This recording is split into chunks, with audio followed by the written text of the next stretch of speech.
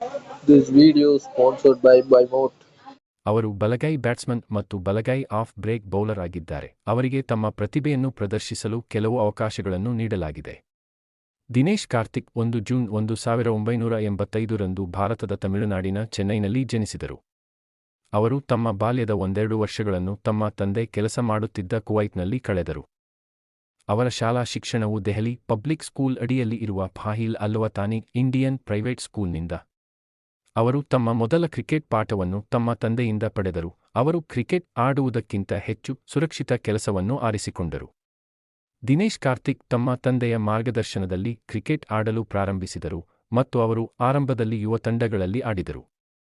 ನಂತರ ಅವರು 1999 ರಲ್ಲಿ 14 ವರ್ಷದೊಳಗಿನವರಿಗಾಗಿ ಆಡಿದರು. ಮುಂದಿನ ವರ್ಷ ಅವರು 19 ವರ್ಷದೊಳಗಿನವರಿಗೆ ಆಯ್ಕೆಯಾದರು ಮತ್ತು ಮುಂದಿನ ವರ್ಷ ಪ್ರಥಮ ದರ್ಜೆಗೆ ಪಾದಾರ್ಪಣೆ ಮಾಡಿದರು.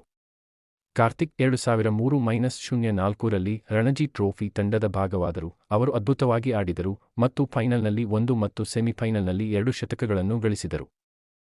ಅವರ ಪ್ರದರ್ಶನವು 2004 ರಲ್ಲಿ ಅಂಡರ್ ವ್ಯವಕಲನ 19 ಕ್ರಿಕೆಟ್ ವಿಶ್ವಕಪ್ನಲ್ಲಿ ಅವರ ಆಯ್ಕೆಗೆ ಸಹಾಯ ಮಾಡಿತು.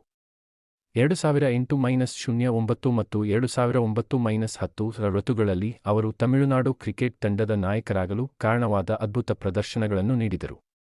ಅವರನ್ನು 2008-10 ಋತುವಿನಲ್ಲಿ ಡೆಲ್ಲಿ ಕ್ಯಾಪಿಟಲ್ಸ್ ಆಯ್ಕೆ ಮಾಡಿತು ಮತ್ತು ನಂತರ 2011 ರಲ್ಲಿ ಅವರನ್ನು $9 ಮಿಲಿಯನ್ಗೆ ಕಿಂಗ್ಸ್ ಪಂಜಾಬ್ ಖರೀದಿಸಿತು. ಇಲ್ಲಿಯವರೆಗೆ ಅವರು royal Challengers Bengaluru, Gujarat Lions ಮತ್ತು ಕೋಲ್ಕತ್ತಾ ನೈಟ್ ರೈಡರ್ಗಳಂತಹ ಹಲವಾರು ಐಪಿಎಲ್ ಫ್ರಾಂಚೈಸಿಗಳಿಗಾಗಿ ಆಡಿದ್ದಾರೆ.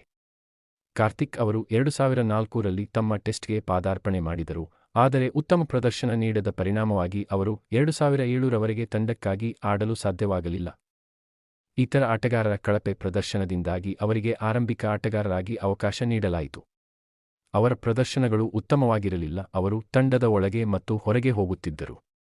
ಅವರು ಅದೇ ವರ್ಷದಲ್ಲಿ ಇಂಗ್ಲೆಂಡ್ ವಿರುದ್ಧ ತಮ್ಮ ODI ಚೊಚ್ಚಲ ಪಂದ್ಯವನ್ನು ಮಾಡಿದರು ಮತ್ತು ಉದ್ಘಾಟನಾ ವಿಶ್ವ T20 ಮತ್ತು 2013 ಚಾಂಪಿಯನ್ಶಿಪ್ ಟ್ರೋಫಿಗೆ ಆಯ್ಕೆಯಾದರು. 2018 ನಿದಹಾಸ್ ಟ್ರೋಫಿ ಫೈನಲ್ ಅವರ ಜೀವನದ ಅತ್ಯಂತ ಸಂಭ್ರಮದ ಕ್ಷಣವಾಗಿದೆ ಮತ್ತು ಕೊನೆಯ ಎಸೆತದಲ್ಲಿ ಸಿಕ್ಸರ್ ಬಾರಿಸುವ ಮೂಲಕ ಭಾರತ ಸರಣಿಯನ್ನು ಗೆಲ್ಲಲು ನೆರವಾಯಿತು.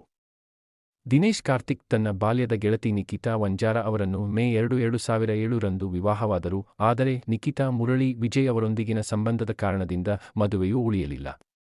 ಅವರು 18 ಆಗಸ್ಟ್ 2015 ರಂದು ಸ್ಕ್ವಾಷ್ ಆಟಗಾರ್ತಿ ದೀಪಿಕಾ ಪಲ್ಲಿಕಲ್ ಅವರನ್ನು ವಿವಾಹವಾದರು. ಇಬ್ಬರೂ 2008 ರಲ್ಲಿ ಮ್ಯಾರಥಾನ್ನಲ್ಲಿ ಭೇಟಿಯಾದರು ಮತ್ತು 2013 ರಲ್ಲಿ ಅವರು ಮತ್ತೆ ಭೇಟಿಯಾದ ನಂತರ ಅವರ ಸಂಬಂಧವು ಆಳವಾಗಿ ಬೆಳೆಯಿತು. ಬಾಕ್ಸೆ 590 ಆಟಗಾರರ ಅಂತಿಮ ಪಟ್ಟಿಯನ್ನು ಪ್ರಕಟಿಸಿತು. ಮುಂಬರುವ ಐಪಿಎಲ್ 2022 ಮೆಗಾ ಹರಾಜಿಗಾಗಿ ಜೋಫ್ರೆ ಆರ್ಚರ್ ಆ ಪಟ್ಟಿಗೆ ಇತ್ತೀಚಿನ ಸೇರ್ಪಡೆ. ಆಟಗಾರರ ಪೈಕಿ 228 ಕ್ಯಾಪ್ಡ್ ಆಟಗಾರರು, 355 ಅನ್ಕ್ಯಾಪ್ಡ್ ಆಟಗಾರರು ಮತ್ತು 7 ಅಸೋಸಿಯೇಟ್ ನೇಷನ್ಸ್ ಸೇರಿದ್ದಾರೆ.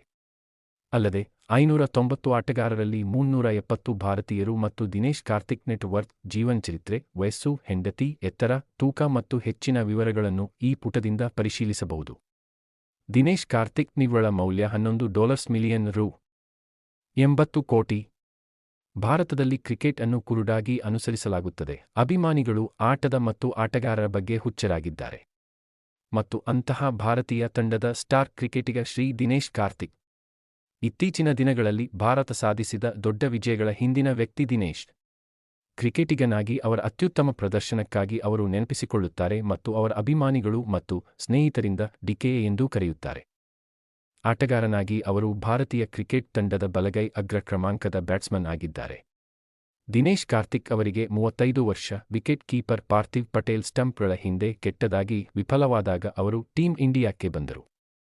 ಅವರು 5 ಸೆಪ್ಟೆಂಬರ್ 2004 ರಂದು ಲಾರ್ಡ್ಸ್ ಮೈದಾನದಲ್ಲಿ ಭಾರತಕ್ಕಾಗಿ ತಮ್ಮ ODI ಚೊಚ್ಚಲ ಪಂದ್ಯವನ್ನು ಮಾಡಿದರು.